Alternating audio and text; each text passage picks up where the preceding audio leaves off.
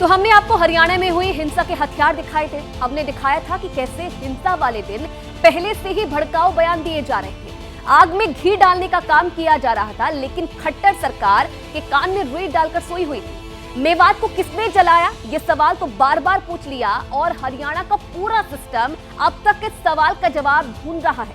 लेकिन अब सवाल सीधे हरियाणा के सीएम मनोहर लाल खट्टर से है, जो बेहद गैर जिम्मेदाराना तरीके से ये कह देते हैं कि हर नागरिक की सुरक्षा नहीं की जा सकती। सवाल ये है कि नैतिक जिम्मेदारी लेते हुए आप पद से इस्तीफा क्यों नहीं देते खट्टर साहब? वो देख रहे हैं ना, वो लेडीज ले जा रहे हैं, देखो ये देखो भाई फाइल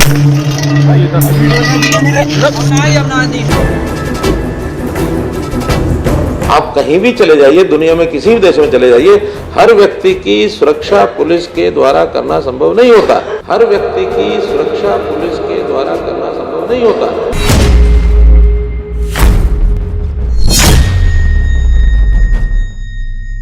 ऐसे मुख्यमंत्री और ऐसी सरकार को नैतिक जिम्मेदारी देकर इस्तीफा देना चाहिए और हमें कमांड सौंपो, हम दिखाएंगे कैसे सबको सुरक्षा दी जा सकती है।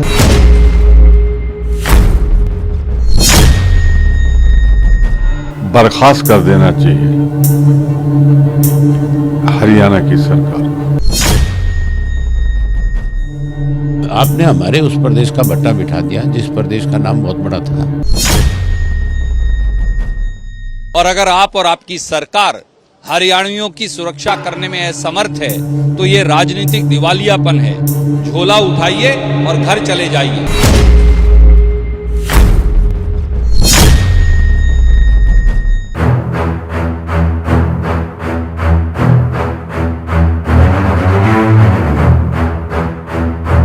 हरियाणा के मुख्यमंत्री हैं मनोहर लाल खट्टर, यानी प्रदेश के मुखिया, यानी पूरे राज्य का दारोमदार जिनके कंधे पर है।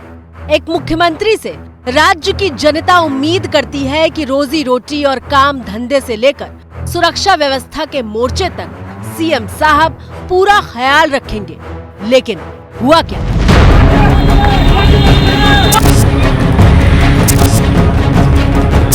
तो कितने सारे लोग आ गए। आदमी जिंदा मर जाए जब आए कोई एसपी, आदमी जिंदा मर जाए जब आए कोई एसपी। सीएम खट्टर के राज में हरियाणा का नूह हिंसा की आग में धधक उठा। नूह से लेकर गुरुग्राम तक आग की लपटें जरूर अब राख बनकर ठंडी पड़ चुकी हैं, लेकिन हिंसा ने जो घाव दिए हैं वो शायद ही भर पाएंगे।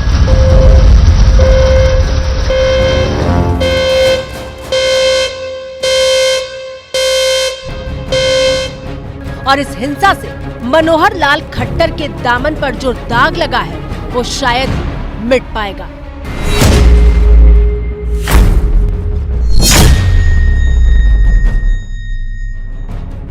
तमाम विरोधी पार्टियां एक सुर में अब सीएम खट्टर का इस्तीफा मांग रही हैं। ऐसे मुख्यमंत्री और ऐसी सरकार को नैतिक जिम्मेदारी देकर इस्तीफा देना चाहिए, बर्खास्त कर देना चाहिए। झोला उठाइए और घर चले जाइए।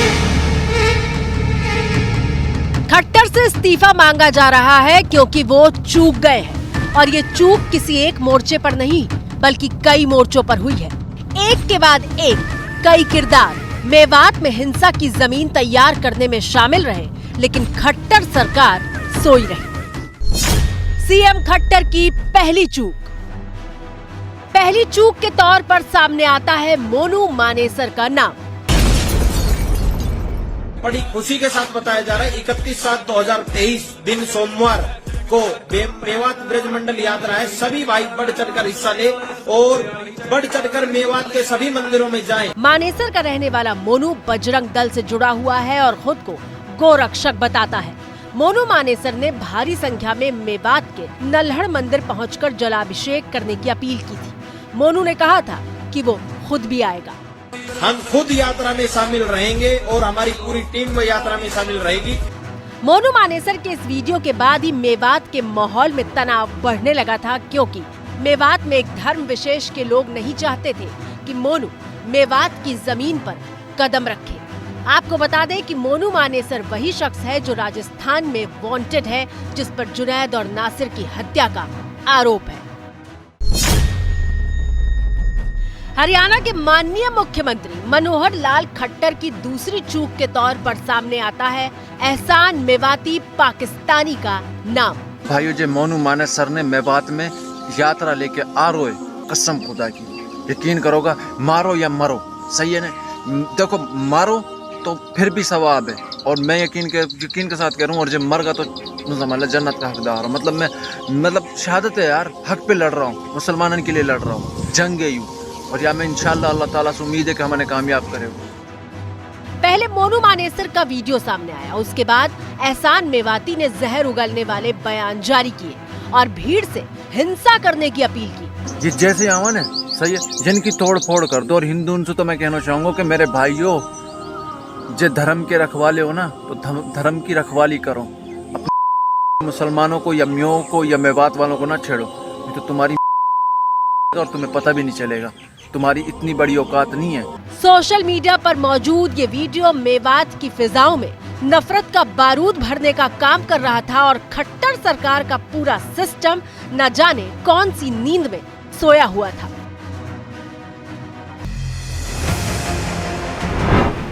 खट्टर का सिस्टम चौकन्ना होता तो ऐसे भड़काऊ बयान देने वाले सलाखों के पीछे डाल दिए जाते। कोई हिंसा न हो, इसके लिए मेवात के मंदिर में भीड़ न जुटने दी जाती। भीड़ आई तो हमला ना हो, इसके इंतजाम किए जाते, लेकिन खट्टर ऐसा करने में नाकाम हुए।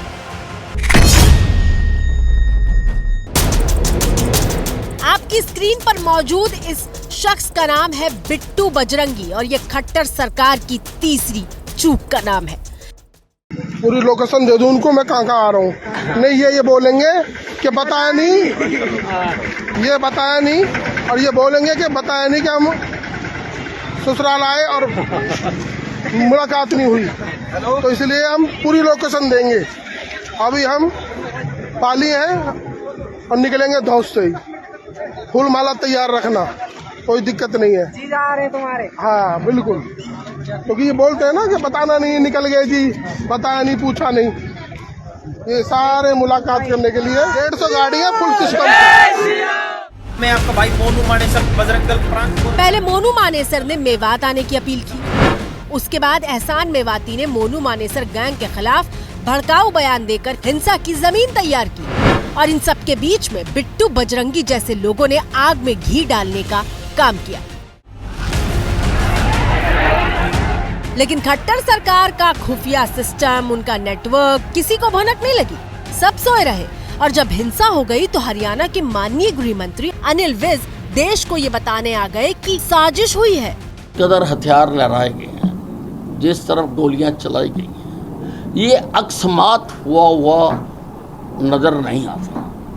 वहाँ पर दोनों कम्युनिटीज प्यार से रहती हैं। ये तो किसी ना किसी ने इंजीनियरिंग की है या इसको मास्टरमाइंड किया है, जो देश की, प्रदेश की और देश की शांति को भंग करना था। भाई वाह, हरियाणा सरकार को साजिश रचे जाने का पता तब चला जब पूरे देश को चल चुका था। खट्टर की चौथी चूक का नाम है कांग्रेस विधायक मामन खान, जो विधानसभा के भीतर खड़े होकर मोनू मानेसर को प्याज की तरह छीलने की बात कर रहे थे। क्या डराना चाहता है ये मेवातियों को कि मैं इतना बड़ा आदमी हूँ? अब के मंत्री याद रखना, ये मेवात गए, इसकी प्याज सी ना फोड़ी तो मेवात भी हमसे कौन कहेगा? इसमें बहुत आतंक उठा लिया मेवात में। ये बयान भले ही इसी साल फरवरी महीने में दिया गया था, लेकिन उसी वक्त सदन के भीतर से मामन खान ने बता दिया था कि मोनू मानेसर अगर मेवात आया तो क्या हो सकता है। बावजूद इसके खट्टर सरकार हाथ पर हाथ धरे बैठी रही। खट्टर सरकार की सबसे बड़ी नाकामी के तौर पर उनकी पुलिस का नाम लिया जा रहा है। मेवात में हुई हिंसा के दौरान किस तरह की तस्वीरें सामने आई हैं, पहले आप वो देखिए।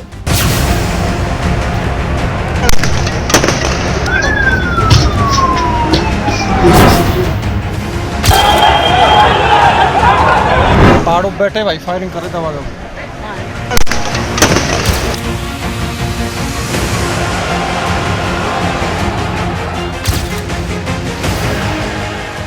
पूरे हिंदुस्तान ने हरियाणा पुलिस को हमले के दौरान भागते हुए देखा, बचते हुए देखा, हरियाणा पुलिस को बेचारा बनते हुए देखा, लेकिन ये हरियाणा पुलिस की हकीकत नहीं है।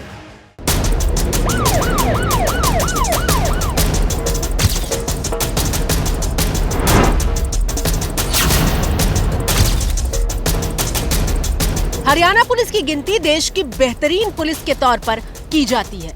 वो पुलिस जो धाकड़ भी है और वक्त वक्त पर अपने शौर्य, साहस और धैर्य का परिचय भी देती रही है। इस बात की तस्दीक देश के गृह मंत्री अमित शाह भी कर चुके हैं। हरियाणा पुलिस हर एक क्षेत्र में चाक चौबंद रहने का इतिहास रखती है, चाहे वो कानून और व्यवस्था की परिस्थिति को सुदृढ़ रखना हो, सार्वजनिक सुरक्षा सुनिश्चित करनी हो। अब आपके मन में सवाल होगा कि अगर हरियाणा पुलिस इतनी सक्षम है तो नूंह में हिंसा रोकी क्यों नहीं जा सकी? इस सवाल के जवाब की पहली कड़ी के तौर पर सीएम खट्टर का वो बयान सुनिए जो उन्होंने हिंसा के बाद दिया। हमारी 130 करोड़ आबादी है, हरियाणा की लगा लें तो 2 करोड़ 70 लाख आबादी है। अब 2 करोड़ 70 या 80 लाख आबादी, हमारी पुलिस कितनी है? अब 60,000, 50,000। हिंसा के बाद सीएम खट्टर आबादी और पुलिस की संख्या का अनुपात समझा रहे हैं। दरअसल खट्टर के राज में हरियाणा की कानून व्यवस्था चरमरा चुकी है। कितनी चरमराई है उसके लिए जरा कुछ आंकड़ों पर गौर कीजिए। गृह मंत्रालय के मुताबिक 2014 में हरियाणा में सांप्रदायिक हिंसा की 4 घटनाएं हुई थी, जो पूरे देश में हुई सांप्रदायिक घटनाओं का सिर्फ 1% थी। 2015 में 3 घटनाएं हुई, 2016 में 2 और 2017 में 4 घटनाएं हुई, लेकिन साल 2018 में सांप्रदायिक हिंसा की 45 घटनाएं हुई, जो पूरे देश में हुए दंगों का करीब 9% थी। 2019 में सांप्रदायिक हिंसा की 50 घटनाएं हुई, 2020 में 51 और 2021 में हरियाणा में सांप्रदायिक हिंसा के करीब 40 मामले सामने आए। पत्रकारिता कोई इमोशन नहीं है, ना अपना कोई ज्ञान देना है और ना कोई विचार थोपना है। पत्रकारिता क्या है? पत्रकारिता का मतलब है सही जानकारी इकट्ठा करना और तथ्य बताना। पत्रकारिता आज जितने महत्वपूर्ण दौर में है, शायद पहले नहीं थी। इस दौर से निकलने के लिए सिर्फ सच दिखाने की जरूरत है, वो सच जो आपके हित को आगे रखे। इसलिए अब रात 9 बजे प्राइम टाइम नहीं होगा, ये आपका टाइम है। जगविंदर पटियाल के साथ देखिए पब्लिक इंटरेस्ट 17 जुलाई से सोमवार से शुक्रवार रात 9 बजे सिर्फ एबीपी न्यूज पर। एबीपी न्यूज आपको रखे आगे।